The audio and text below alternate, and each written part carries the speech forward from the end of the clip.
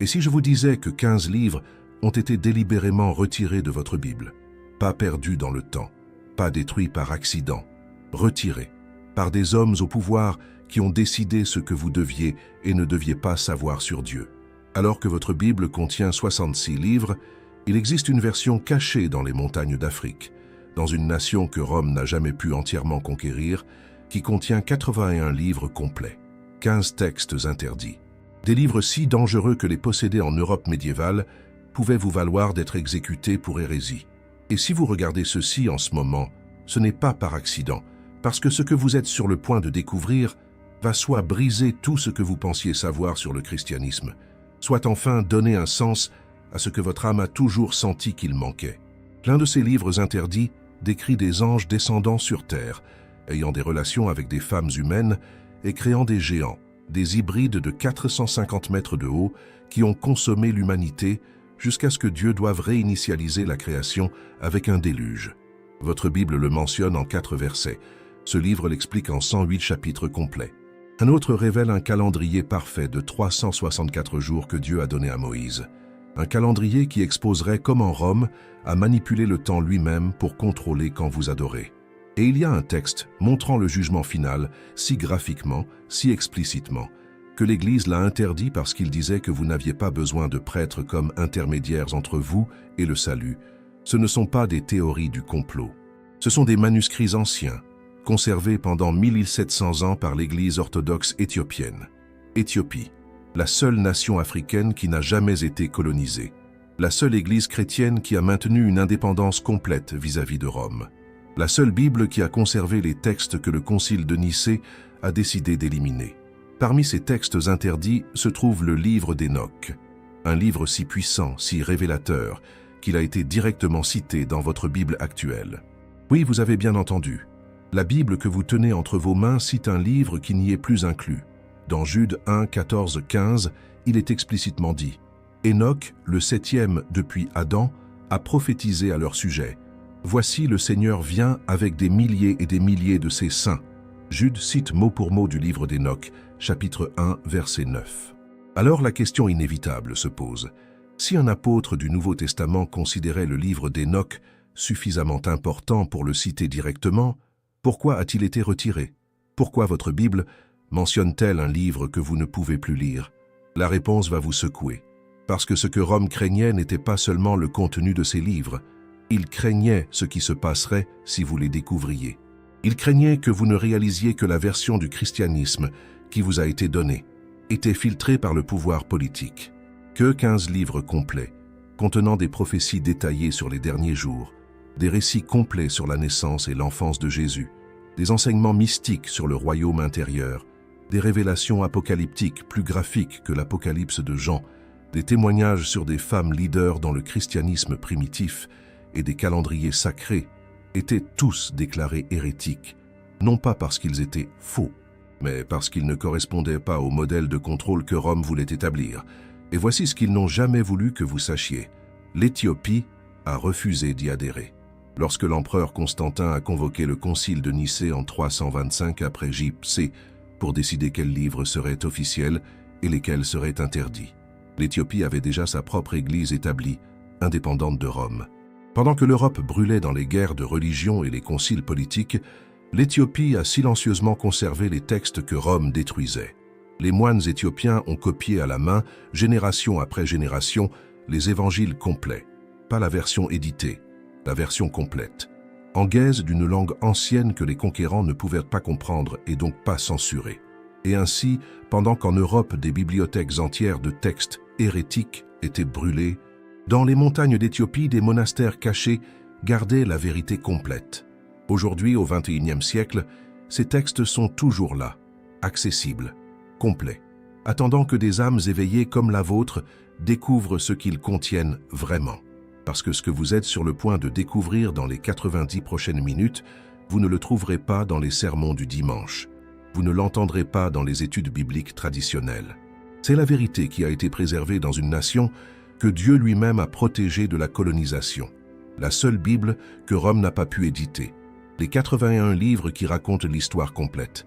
Êtes-vous prêt à découvrir pourquoi seule la Bible éthiopienne dit la vérité? parce que ce qui suit va changer votre compréhension du christianisme pour toujours.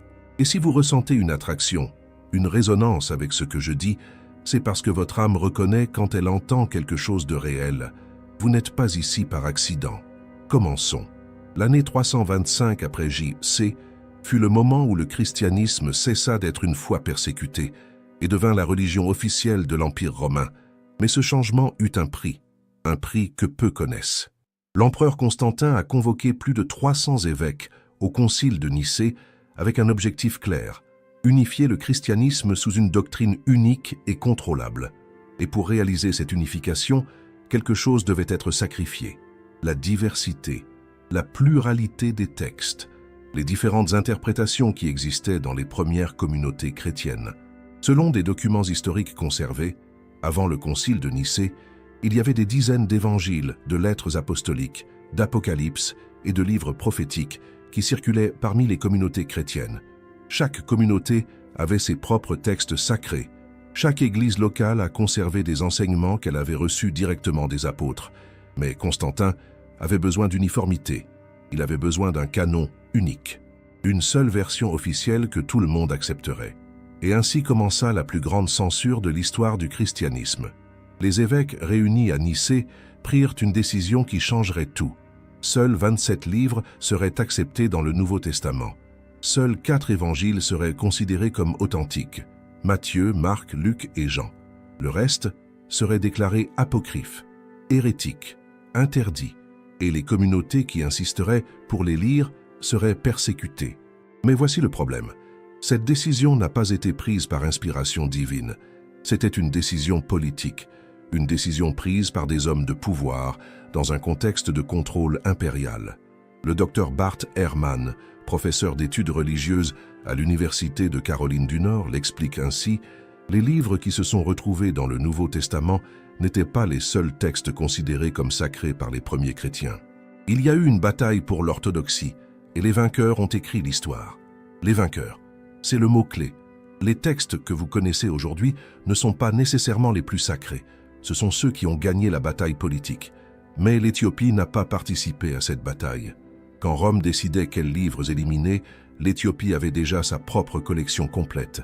Et ils ont décidé de ne rien éliminer. Ils ont tout conservé.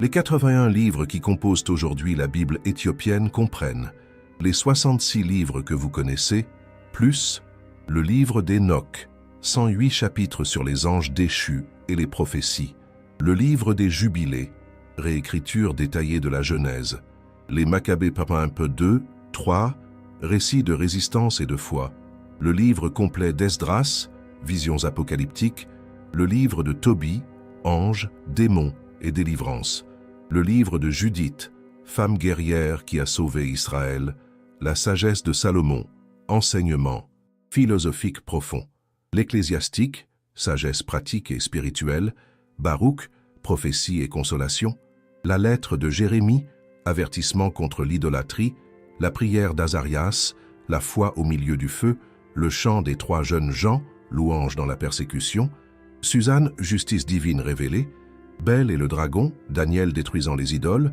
le pasteur d'Hermas, visions et commandements angéliques, 15 livres complets.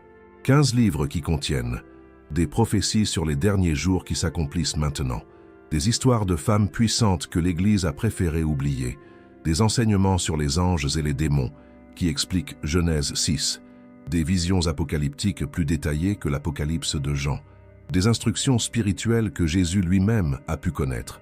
Pourquoi ont-ils été retirés? Parce qu'ils étaient dangereux. Pas dangereux pour votre foi, dangereux pour le contrôle institutionnel. Le livre d'Enoch parle d'anges qui ont désobéi à Dieu et ont enseigné des secrets interdits à l'humanité. Cela remettait en question le récit d'obéissance aveugle à l'autorité religieuse. Le livre de Judith raconte l'histoire d'une femme qui a sauvé Israël par son intelligence et son courage. Cela remettait en question le patriarcat établi. Le pasteur d'Hermas enseigne que le pardon est possible même après le baptême. Cela remettait en question le contrôle du sacrement de pénitence. Selon les traditions conservées en Éthiopie, ces textes étaient considérés comme sacrés par les premières communautés chrétiennes pendant des siècles. Ils n'ont pas été rejetés par manque d'authenticité. Ils ont été rejetés parce qu'ils ne correspondaient pas au modèle de contrôle que Rome voulait établir, et l'Éthiopie a refusé de les éliminer. Nous vivons des jours où les prophéties s'accomplissent sous nos yeux, mais la plupart marchent encore dans les ténèbres, piégés par des vérités incomplètes qui ont été soigneusement cachées à l'humanité pendant des siècles. Maintenant, pensez, et si précisément ce qui a été retiré des Écritures contenait les réponses que vous cherchez depuis des années? Des réponses qui peuvent illuminer votre chemin, renforcer votre foi et révéler le véritable but de la venue de Jésus. Tandis que Rome éliminait, l'Éthiopie conservait. Et cette conservation n'était pas accidentelle, elle était providentielle. Parce que ce qui suit, ce que ces 15 livres révèlent, est si profond que cela changera votre compréhension complète de la Bible. Commençant par le livre le plus controversé de tous, le livre d'Enoch.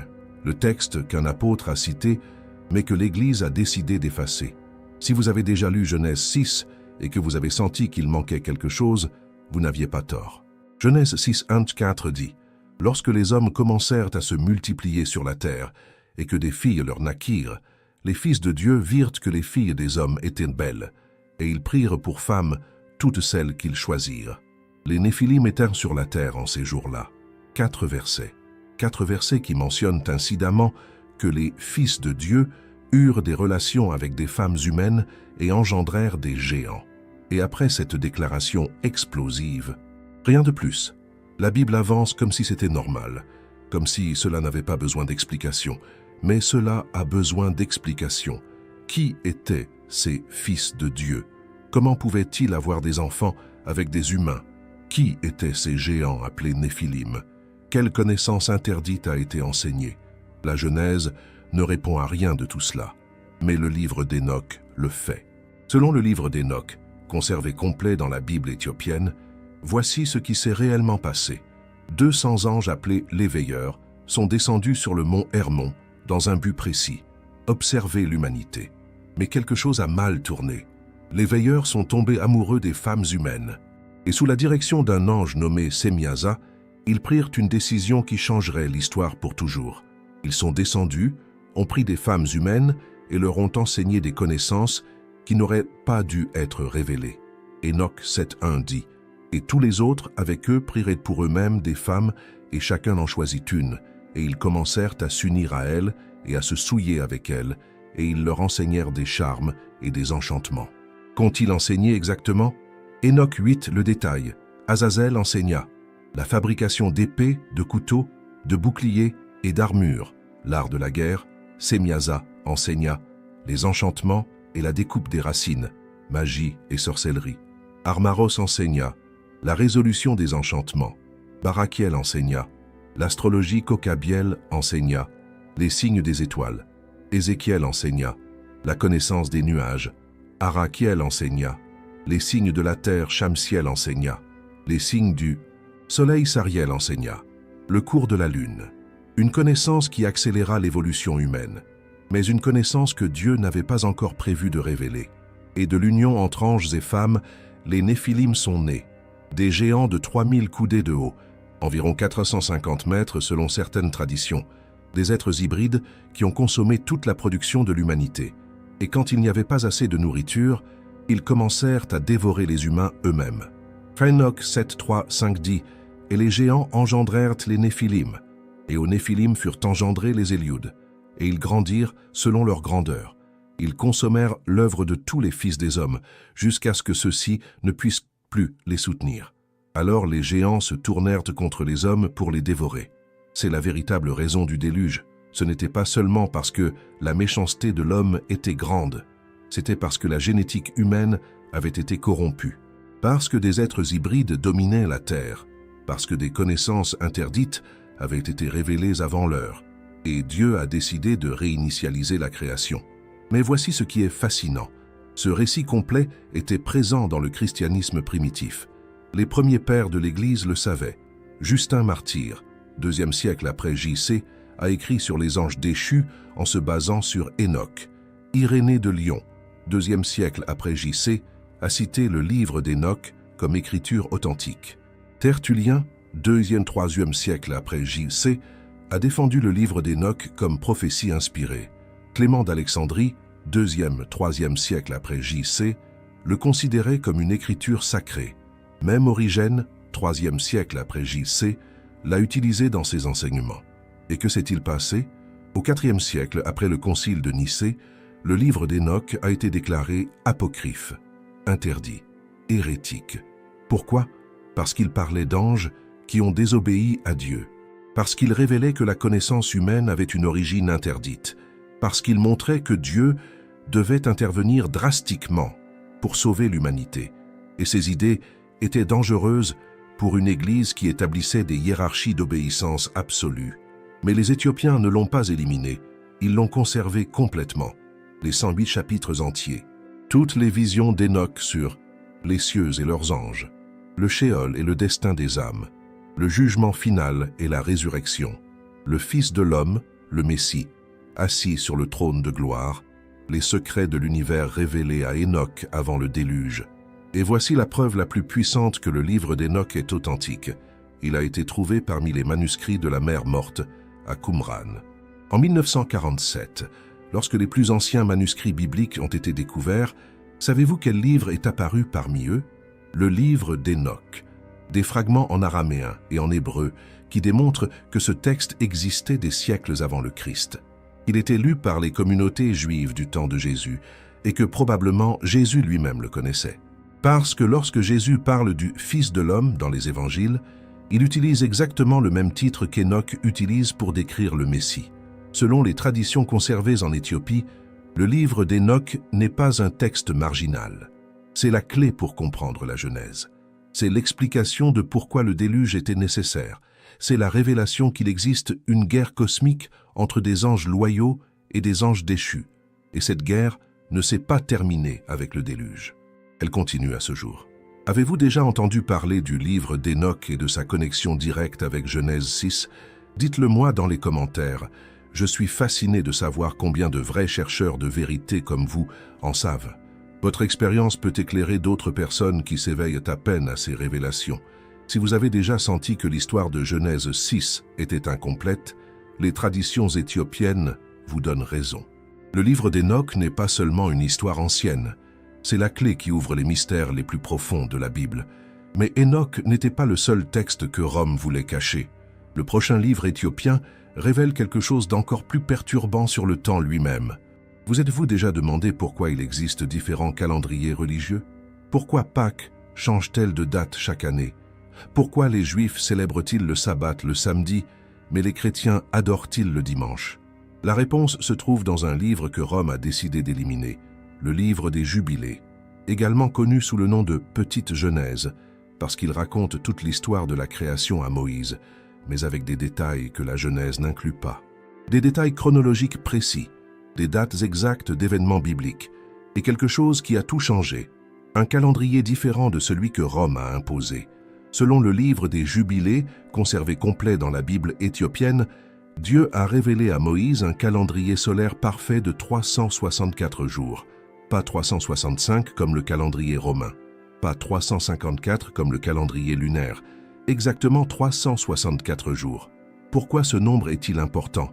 Parce que 364 est divisible par 7, ce qui signifie que chaque année compte exactement 52 semaines complètes, ce qui signifie que les festivités sacrées tombent toujours le même jour de la semaine.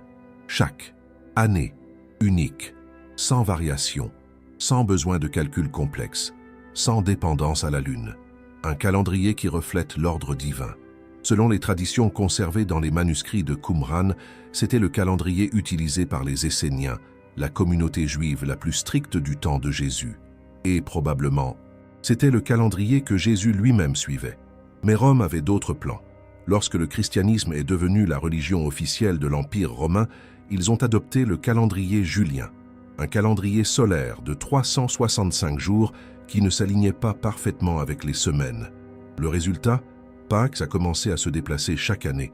Les festivités bibliques ont perdu leur date fixe et le contrôle de la célébration des fêtes sacrées est passé des Écritures à l'autorité ecclésiastique. Coïncidence? Selon le livre des Jubilés, non.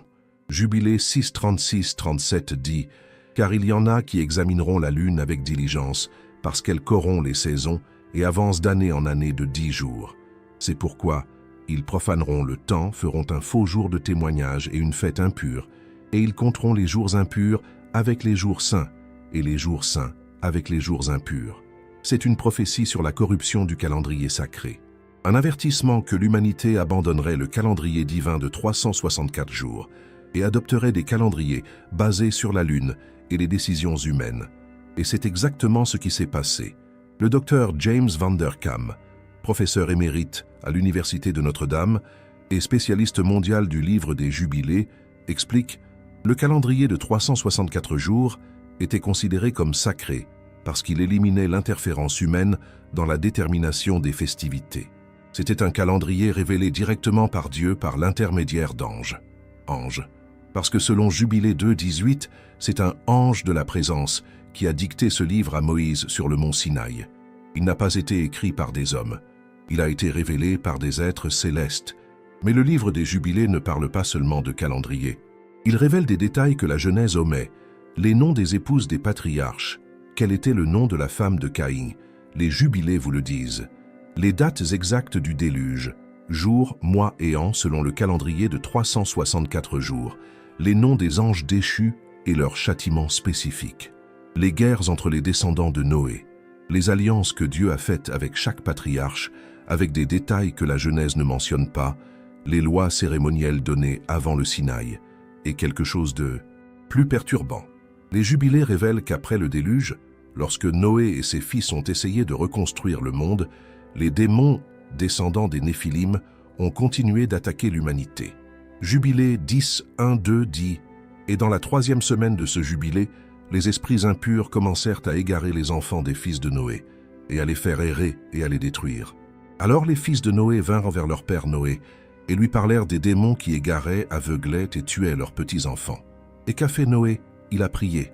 Et selon Jubilé 10, 7, 9, Dieu envoya des anges pour lier 9 démons sur 10, mais permit à un 10e de rester libre. Pourquoi?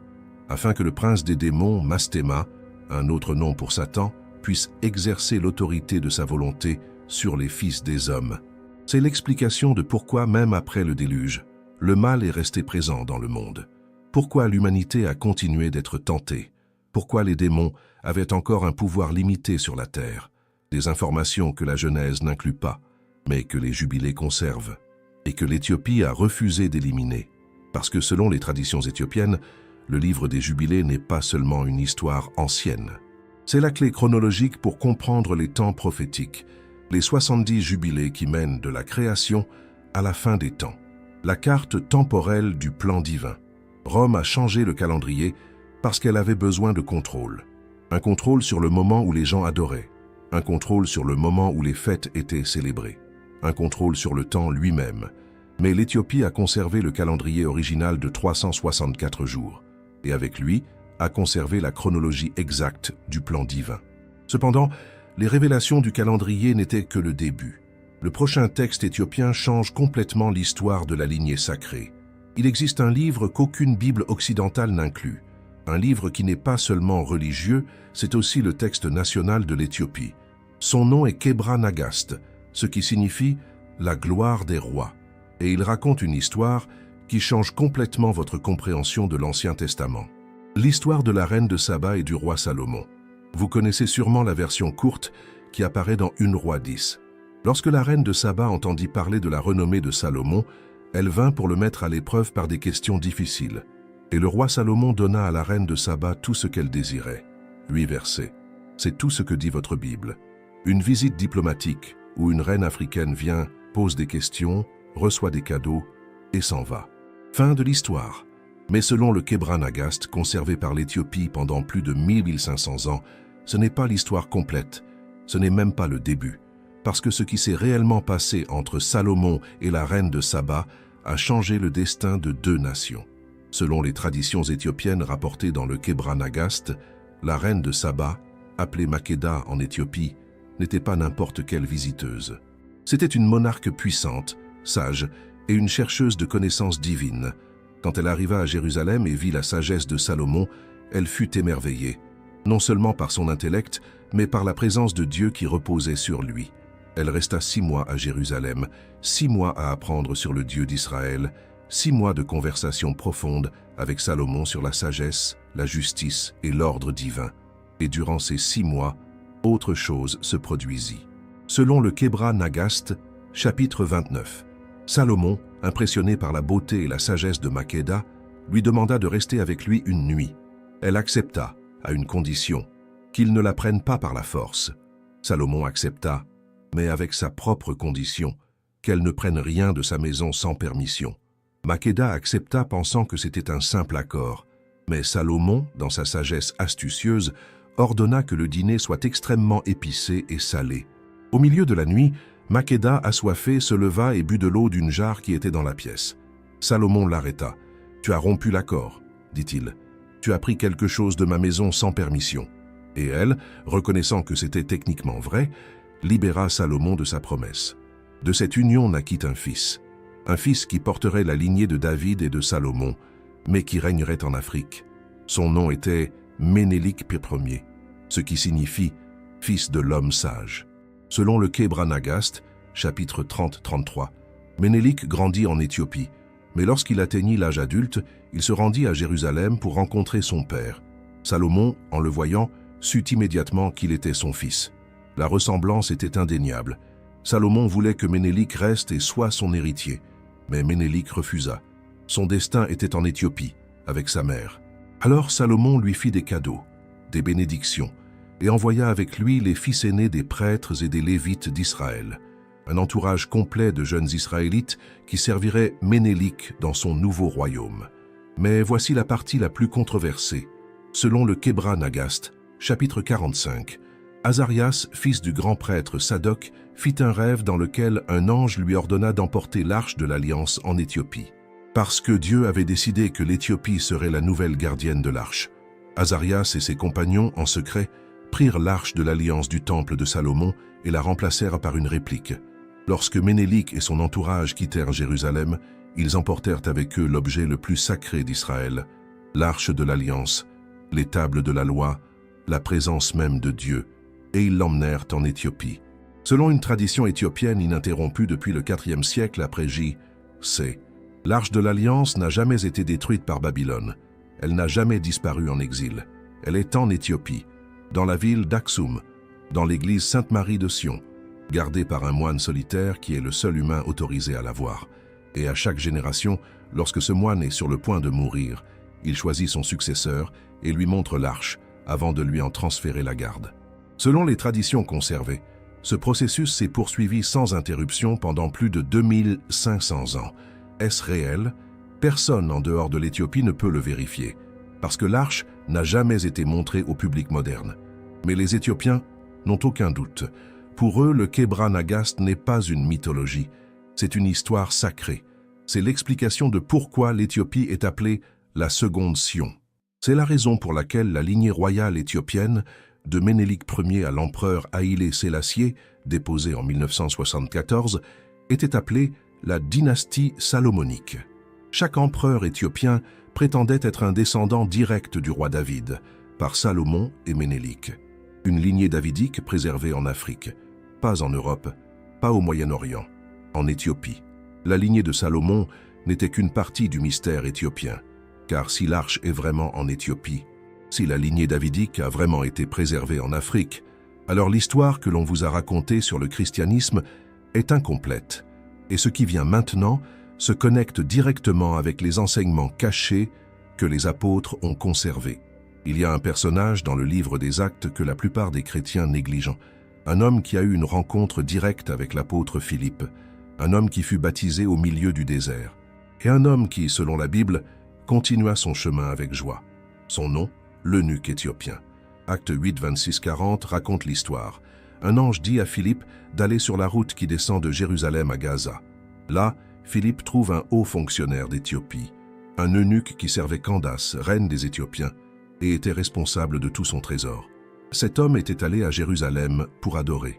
Selon les traditions éthiopiennes conservées, cet eunuque n'était pas anonyme. Son nom était Bachos, un homme qui, selon les traditions, était trésorier du royaume éthiopien, un craignant Dieu, un gentil qui adorait le Dieu d'Israël, un chercheur de vérité qui avait parcouru des centaines de kilomètres pour adorer à Jérusalem. Lorsque Bachos arriva à Jérusalem, il trouva une situation confuse. Certains disaient qu'un prophète nommé Jésus avait été le Messie. D'autres le niaient. Bachos ne savait pas quoi croire. Il acheta un rouleau du prophète Ésaïe, espérant trouver des réponses. Et sur le chemin du retour en Éthiopie, Dieu lui envoya un enseignant. Quand Philippe lui expliqua que Jésus était l'accomplissement d'Ésaïe 53, quand il révéla que le Messie était mort et ressuscité, Bachos crut immédiatement. Il ne douta pas, il ne posa pas de questions. Il vit la vérité et l'accepta de tout son cœur. Et selon les traditions éthiopiennes, lorsque Bachos retourna en Éthiopie, il ne resta pas silencieux. Il raconta tout ce qu'il avait appris. Il partagea l'Évangile avec la reine Candace. Il établit les premières communautés de croyants en Jésus sur le territoire éthiopien. Et il devint le premier évangéliste d'Afrique, des décennies avant que Paul n'atteigne Rome, des décennies avant que le christianisme ne s'étende à travers l'Europe. L'Évangile avait déjà atteint l'Éthiopie, par l'intermédiaire d'un eunuque baptisé dans le désert par un apôtre rempli de l'Esprit. Mais ce n'est que la première partie de l'évangélisation éthiopienne. Selon les traditions conservées dans l'Église orthodoxe éthiopienne, au IVe siècle après J.B.C., 2 jeunes chrétiens de Tyr, Liban moderne, furent capturés lors d'un voyage à travers la mer Rouge. Leurs noms, Frumens et Edesius. Ils furent emmenés comme esclaves à la cour du roi d'Aksum, Éthiopie. Mais leur sagesse et leur caractère impressionnèrent tellement le roi qu'ils furent libérés et nommés conseillers. Quand le roi mourut, la reine-mère leur demanda d'aider à éduquer le prince héritier. Frumens et Edesius profitèrent de leur position pour partager l'Évangile. Pas par la force, pas avec des menaces, mais avec un témoignage personnel et un amour sincère. Le jeune prince, Ezana, crut. Et quand il devint roi vers 330 après J.C., il déclara le christianisme comme foi officielle de l'Éthiopie. Des décennies avant que Constantin ne fasse de même à Rome, l'Éthiopie était officiellement chrétienne avant l'Empire romain, et son christianisme n'a pas été imposé par des conquérants. Il a été accepté par conviction. Mais voici ce qui est crucial. Lorsque Frumens se rendit à Alexandrie pour être consacré évêque par le patriarche Athanase, Athanase lui donna autorité sur toute l'Église éthiopienne. Mais il ne lui donna pas le contrôle. L'Éthiopie maintint son indépendance, ses propres textes, ses propres traditions, sa propre interprétation des Écritures. Et quand Rome commença à centraliser le pouvoir ecclésiastique, quand le pape commença à exiger une soumission universelle, l'Éthiopie a simplement dit non, non par rébellion, mais parce qu'ils avaient déjà leur propre connexion apostolique. Ils avaient déjà leur propre tradition qui remontait à Philippe, Bachos, Frumens et les 9 saints qui arrivèrent au 5e siècle. Selon les textes conservés dans la tradition éthiopienne, les 9 saints étaient des moines syriens qui fuirent la persécution de l'Empire byzantin au 5e siècle. Ils arrivèrent en Éthiopie cherchant refuge, et ils trouvèrent une église qui les reçut avec amour. Ces 9 moines traduisirent la Bible complète en gaèze, langue éthiopienne, établirent des monastères dans les montagnes, conservèrent des textes que Rome brûlait, enseignèrent la liturgie, la théologie et la vie monastique, et le plus important, ils apportèrent avec eux les 81 livres complets qu'ils considéraient comme sacrés, parce que pour eux, le livre d'Enoch était une écriture, le livre des Jubilés était une révélation divine, le pasteur d'Hermas était un enseignement apostolique. Et l'Éthiopie les a tous conservés. Selon les traditions éthiopiennes, ce n'était pas accidentel, c'était providentiel. Dieu savait que Rome censurerait les textes.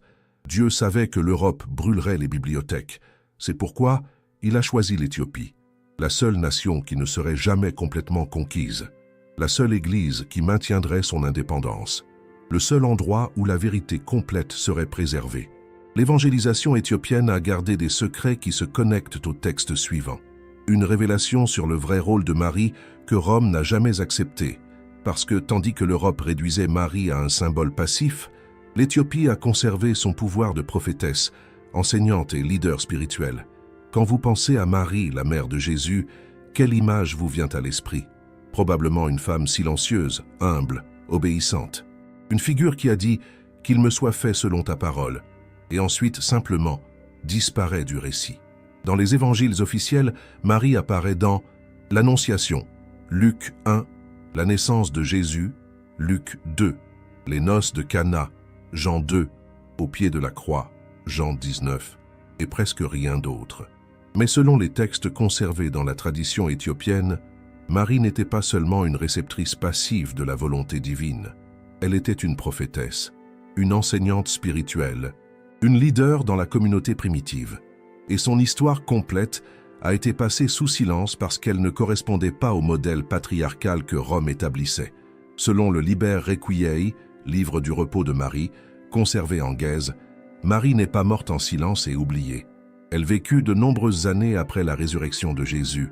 Elle resta avec Jean, comme Jésus l'avait ordonné depuis la croix. Mais elle ne resta pas cachée dans une maison à prier en silence. Marie enseignait, prophétisait, guidait les nouveaux croyants. Et quand son temps de partir arriva, les apôtres furent transportés surnaturellement de toutes les parties du monde pour être avec elle. Pierre de Rome, Jean d'Éphèse, Thomas d'Inde, tous arrivèrent sur des nuages, guidés par des anges. Pourquoi?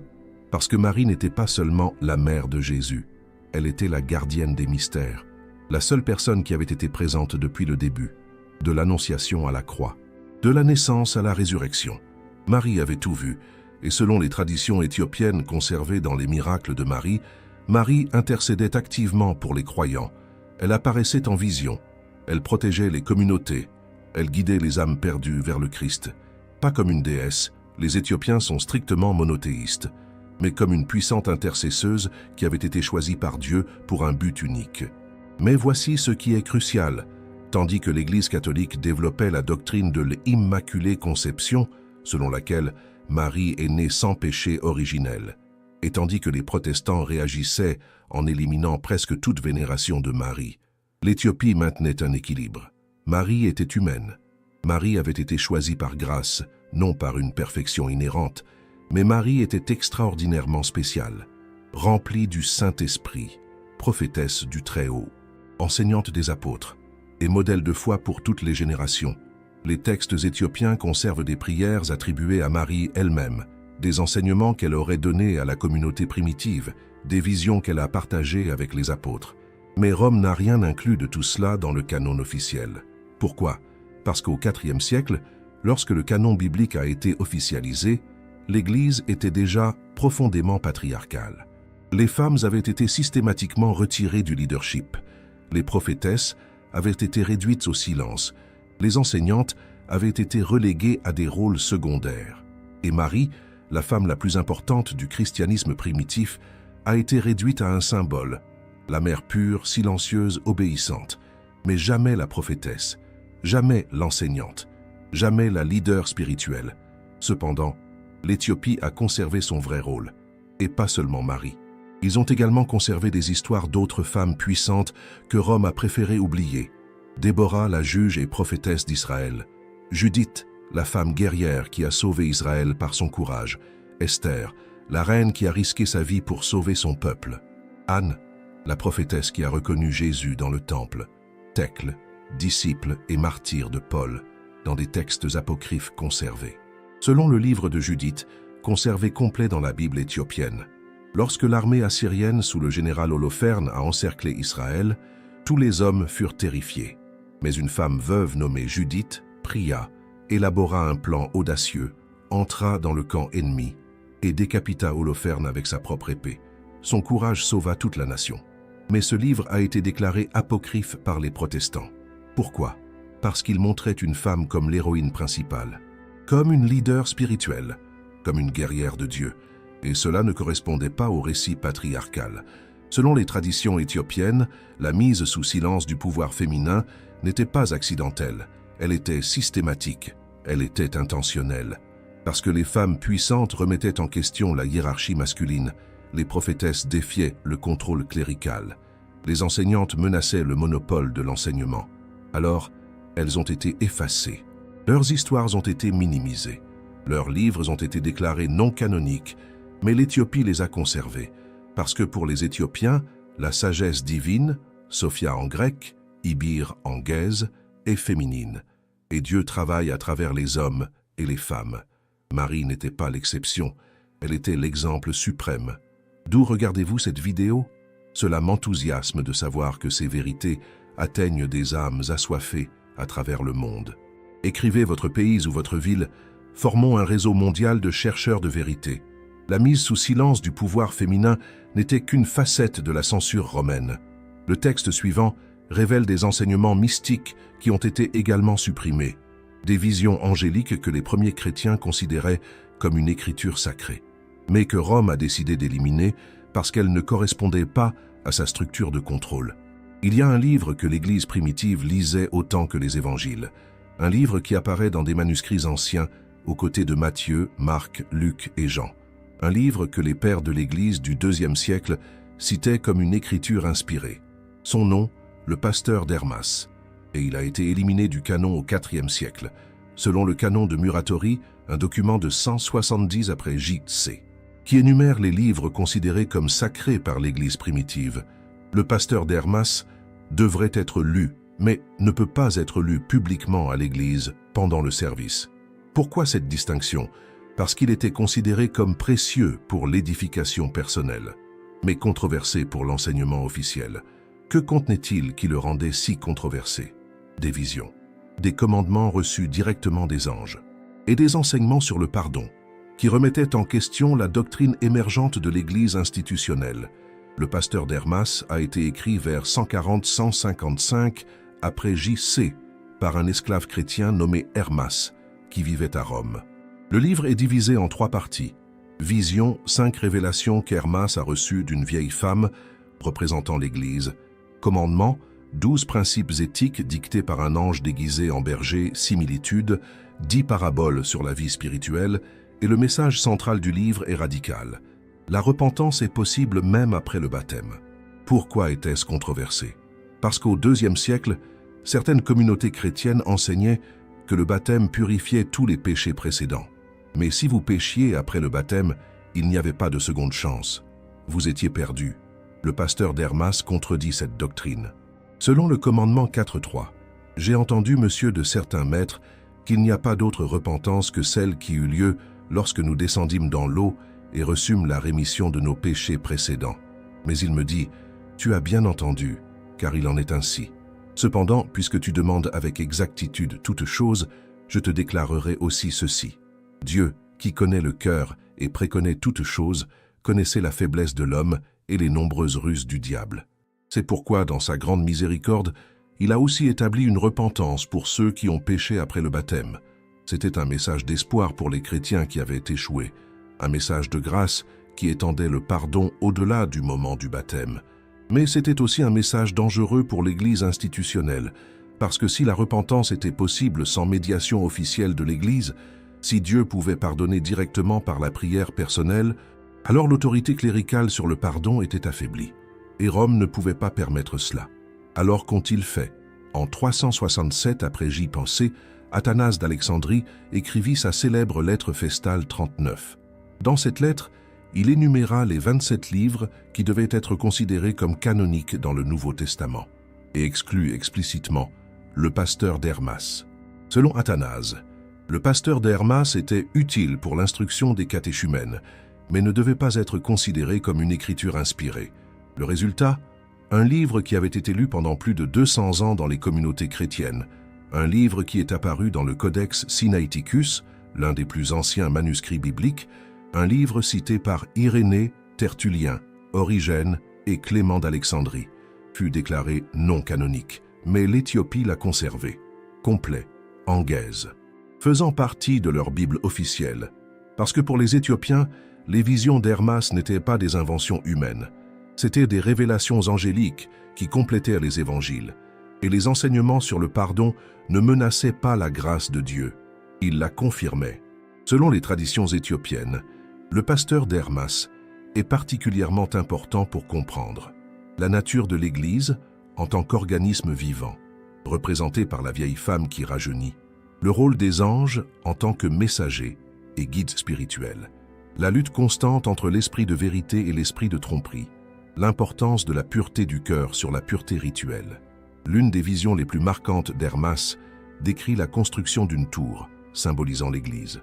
Vision 3, chapitre 2. Je vis que 6 jeunes hommes étaient revenus, ceux qui construisaient, et avec eux se trouvaient d'innombrables multitudes d'autres hommes. Et la dame me dit, « Voyez-vous ces hommes? Je les vois, dame. Ce sont les saints anges qui ont été créés en premier, et à qui le Seigneur a confié toute sa création pour l'accroître, la bâtir et gouverner toute la création. Par eux, la construction de la tour sera achevée.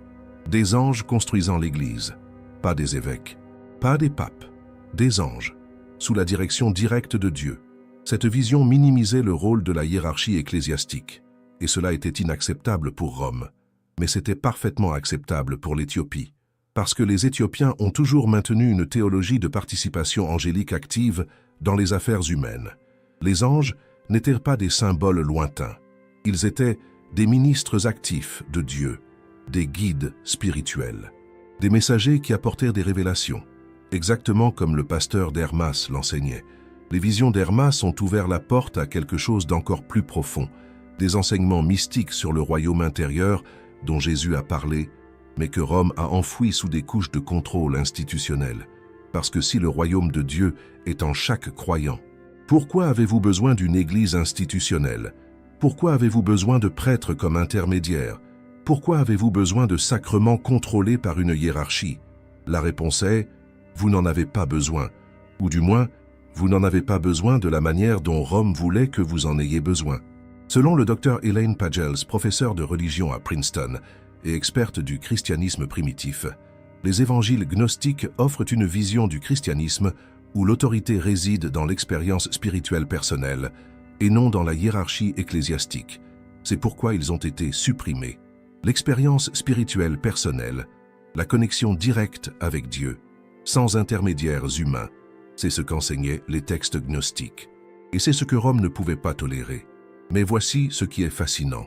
Les Éthiopiens n'avaient pas besoin des évangiles gnostiques pour comprendre cet enseignement, parce que leur propre texte canonique le contenait déjà. Le livre d'Enoch parle d'une transformation intérieure. Le livre des Jubilés parle d'une connexion directe avec Dieu par l'obéissance du cœur. Le pasteur d'Hermas parle de la pureté intérieure plutôt que du rituel extérieur. Et la tradition éthiopienne a toujours mis l'accent sur « Dieu demeure dans le cœur du croyant », pas dans des bâtiments, pas dans des rituels vides, dans le cœur. Selon le moine éthiopien du XVIe siècle, Abba Giorgis de Gassoucha, le véritable temple de Dieu n'est pas fait de pierres ou de bois. Il est fait de cœurs qui aiment Dieu sincèrement. Là demeure le Saint-Esprit. Là, le véritable sacrifice est offert, le sacrifice d'un esprit contrit et humble. Ce n'est pas du gnosticisme. C'est un christianisme primitif authentique. C'est l'enseignement que Jésus lui-même a donné, Jean 4, 23-24. Mais l'heure vient, et elle est déjà là, où les vrais adorateurs adoreront le Père en esprit et en vérité, car ce sont de tels adorateurs que le Père recherche. Dieu est esprit, et il faut que ceux qui l'adorent en esprit et en vérité. En esprit, pas dans des rituels extérieurs, en vérité. Pas dans des doctrines imposées, c'était l'enseignement central de Jésus. Et Rome l'a enfoui sous des couches de hiérarchie, de liturgie et de contrôle institutionnel. Mais l'Éthiopie l'a conservé. Parce que pour les Éthiopiens, le christianisme n'a jamais été une question de contrôle. C'était une question de transformation intérieure. C'était une question de rencontre personnelle avec Dieu. C'était une question d'éveil de l'image divine qui existe en chaque être humain. Avez-vous déjà senti que les enseignements de Jésus sur le royaume intérieur étaient minimisés par l'Église institutionnelle? Partagez votre expérience dans les commentaires. Votre voix renforce cet éveil collectif.